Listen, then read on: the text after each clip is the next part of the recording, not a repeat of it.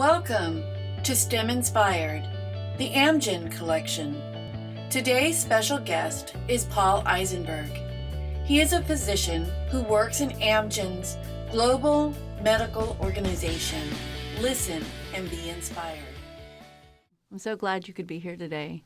Would you please tell me your name and what you do at Amgen?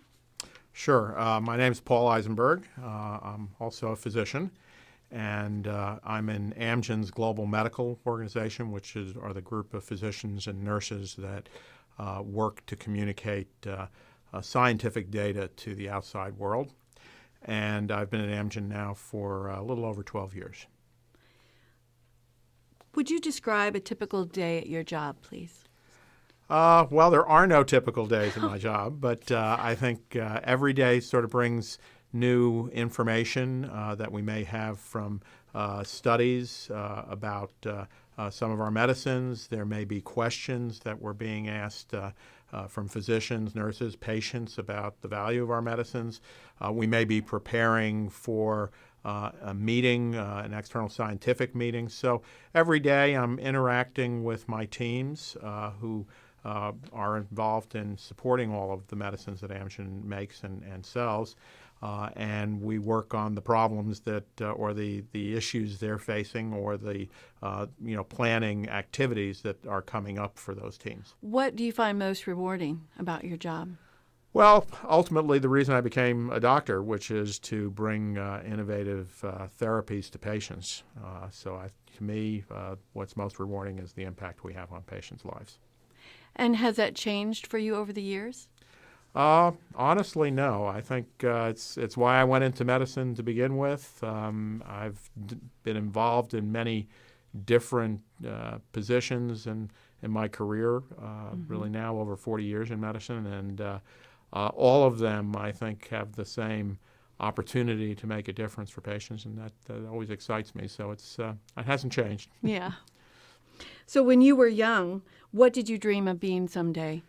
Well, I guess I always wanted to be a doctor. That was my father was a physician. He was a neurologist, and from when as far back as I can remember, I always wanted to be a physician. I always could see how much he enjoyed being a physician and impacting patients' lives. I got to be with him when he would be in the hospital or in his office. So for me, being a physician was always there.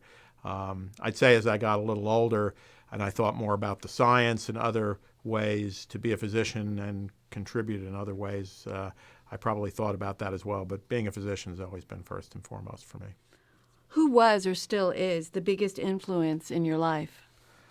Well, I guess my first important influence is my father. He's no longer with us. So I think beyond that, I would say the other influences for me have been mentors throughout my career who, either my chiefs or department chairs or heads of R&D who I had close relationships with, all of whom were physician scientists. So I think throughout my career, I've looked towards physician scientist leaders as mentors and inspiring me to do the same. What do you wish you had known before starting your profession? I think for me at the time, as my career was evolving, the most important things I wish I knew at that time were probably a little more about how quickly things could change. I was very science focused. So perhaps at times thinking about how quickly science would change and staying abreast of it. You almost wish you could go back to school at various points. When I was starting out at one point, I sort of wished I could go back and study cell biology again. But it's always looking backwards. At the time we were doing it, we were just learning. And all the things we take for granted now, we didn't know. What advice would you give students who think they want to enter a STEM profession?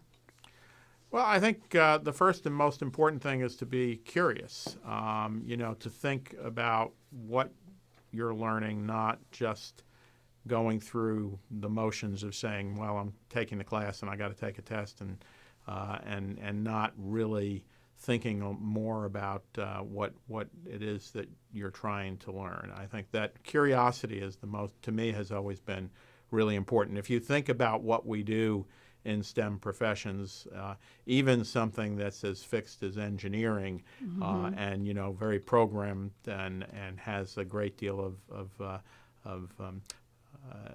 method to it and mathematics. You still have to be curious, and I think so. I think curiosity and taking the time when you're curious to learn now, I guess through the internet or to talk to someone around the science. I think that's what gets you really going. Anytime you can stimulate your brain to ask questions, you're going to. I think that's really the nature of STEM, is what we call the scientific method, thinking about what questions we want to ask and then thinking about how to answer them. It's a little different than than the arts, than writing or painting or music. Right. It's sort of what differentiates us, I think. I'm always impressed by the fact that if you look at great scientists, physicians, in fact, many of my mentors, almost all of us have a passion for music or ability. My father ended up painting later in life. I think so. I think it's appreciating, and many people do volunteer work. So I think it's just appreciating the broader world and how you have a positive impact, and I think that's a big part of it. Absolutely. Have you personally experienced barriers, either real or perceived, in your STEM career? Oh, absolutely. I think almost every part of my career you face a barrier. I think at any point in time, first of all, if you choose a STEM career, very often it's very competitive. You often find out that as well as you've done, there are others who've done equally well or better. I think there's always a need to as we often say, roll up the sleeves and do some work. Yes. You very rarely will be competitive if you on your intellect alone. Mm-hmm. You have to work at that and communicate and write well. I think that's another component, learning how to communicate well. I was probably a little more shy than many people, so learning how to to communicate was an important component for me. I still don't go out of my way to do it, but I've learned to do it well. Have to present at meetings and meet people also sometimes can be an issue. Sometimes you'll be disappointed.